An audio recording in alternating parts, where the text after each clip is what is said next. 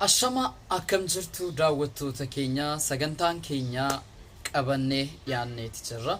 Hanga xumura sagantaa keenyaatti akka nu waliin turtan kabajaanis naffeerra dubbiin keenya har'a inni ijoon jechuudha.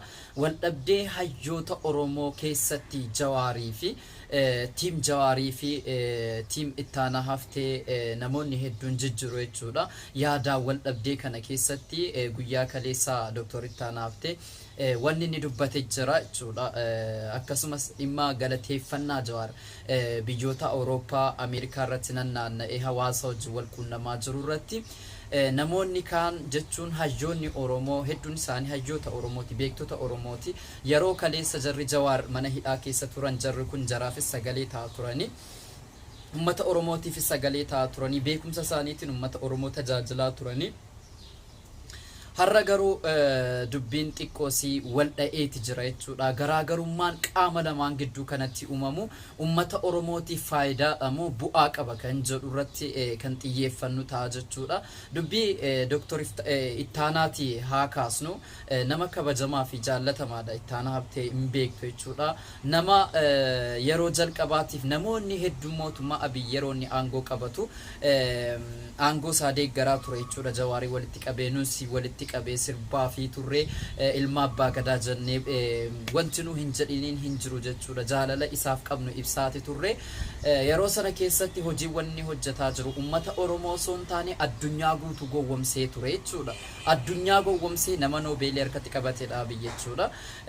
Sababni isaa hojiiwwan ummanni Oromoo irratti barbaadu yookaan gaaffiiwwan ummata Oromoo yeroo sana hatattamaan walirra ji'a sadan keessa jechuudha jijjiirama guddaa agarsiiseeti ture Abiyyi jechuudha. Kana eenyuun hin haalu.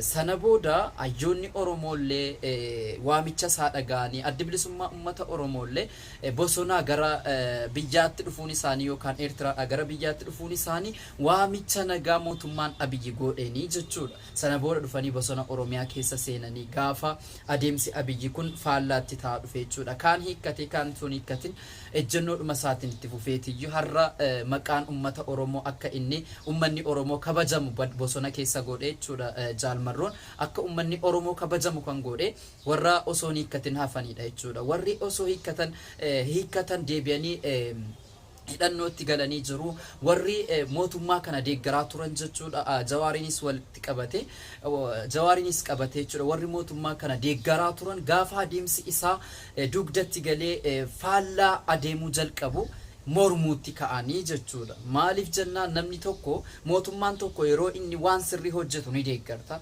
Yeroo inni waan badaa hojjetu waan amaanaa ummanni itti kenne sana amaanaa ummanni itti kenne sana galmaan ga'uu dhabu gaafa inni harka nyaatetti ta'u ni mormita jechuudha. Kanaafuu gara dubbii ijoo keenyaatti haa dhufnu. Wal dhabdeen hayyoota gidduu kanatti ta'aa ture ummata Oromoodhaaf faayidaa qaba. Asirratti wanti nu kaasuudhaa qabnu akka Dr. Ittaanaan jedhanitti mucucaannaa Jawaar Mohammadedha.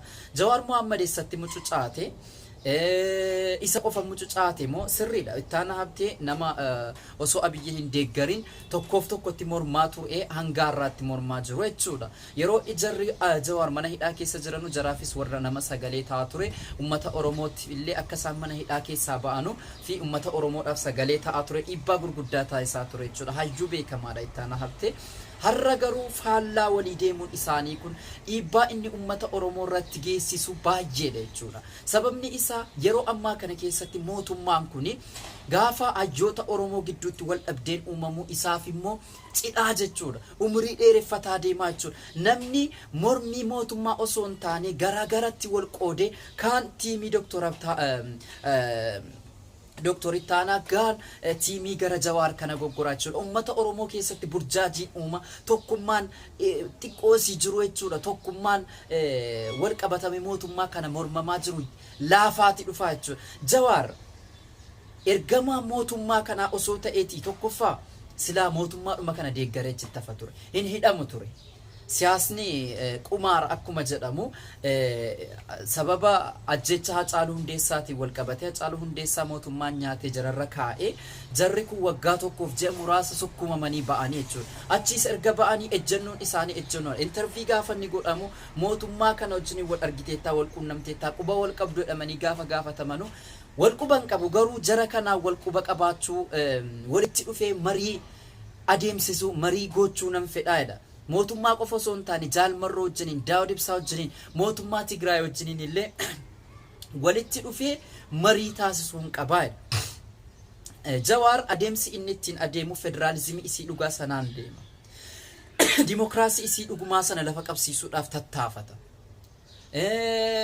Gara tokkotti hin amanu.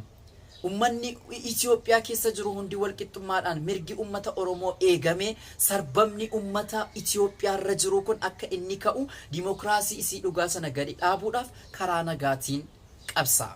Warri bosona jiranus warri karaa nagaatiin qabsaanus Finfinnee keessa ta'anii bitaan isaa yaabbatanii mirgaan isaa yaabbatanii walga'iin kooraadha akkuma jedhamu kan isaan dhama'anu ifama utaalloon irra jira kan isaan dhama'anu kan isaan falmataa jiranu haqa ummata Oromooti bilisummaa ummata Oromootiin alatti fedhii dhuunfaa wayii qabaatanii fi miti jechuudha kan isin hubachuudha qabdan. Yeroo ammaa kana keessatti garaagarummaan babal'ataa yoo deeme mootummaa kanaaf cidha guddaadha. Cidha guddaa. Sababni isaa namni isa mormu dhiisee gara wal mormii hayyoota wal dhabdii hayyootaa kanatti gara qoodame jara jala hiriira holola kanaan jala deemuudhaan alatti focus godhee dhiibbaan mootummaan ummata Oromoo irratti taasisaa jiru miidhaa inni ummata Itoophiyaa irratti taasisaa jiru kana focus godhee hin laalu jechuudha. Tokkoof tokkotti kaayyoon kan keenya mootummaa nama nyaataa kana mootummaa sirna durii kana mootummaa sanyii daguuggaa kana mootummaa ummata Oromoo irratti shira hojjetu kaan jimlaadhaan ajjeese kaan mana hidhaa keessaa baasee isin shaneedha jedhe ajjeesaa jirutti kana aangoorraa kaasuudhaan alatti yoo dhimma biraa keessa burjaajii biraa keessa galleenne kufaatii guddaatu ummata Oromoo kana mudataa jechuudha. Kana tiingi gochuu danda'uudha qabna. Jawaar eessatti mucucaate sirriidha.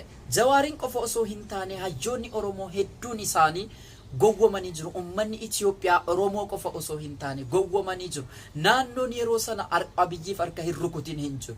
Eenyuun namaatuyyuu Abiyyiin mootummaa keenya Oromoodha jedhee walitti qabee haammatee jajaanii ture jechuudha.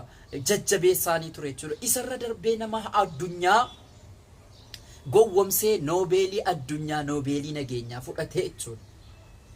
Gaafa inni mooyaanni isaa ta'uu didu yookaan adeemsi isaa faallaa ummata Oromoo faallaa amaanaa itti kenname kana ba'achuu dadhabu Jawaariinis haa ta'u hayyoonni hedduun isaanii mormaniiti jiru.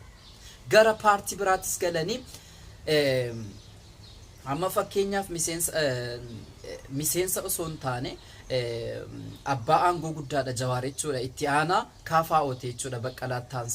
Baqqalaa Garbaatti aansee kan isaan gara paartiitti adeemaniif karaa nagaatiin wal mormanii mootummaa kana aangoorraa buusanii filannoodhaan gara aangootti dhufuudha jechuudha. Aangoo qabatan taanaan ummanni Oromoo kun bu'aa guddaa argataa jechuudha. Kanaafuu gara paartiitti galuun isaanii ittuu mootummaa kana dhiibbaa itti uumaa jechuudha. Akka mootummaan kun kufu godhaa jechuudha. Aktiivistummaan akka jirutti ta'e. Kanaa jennaan mucucaannaan Jawaar akka kiyyaatti natti hin mul'anne sirrii ture ammas immoo sirrii jira.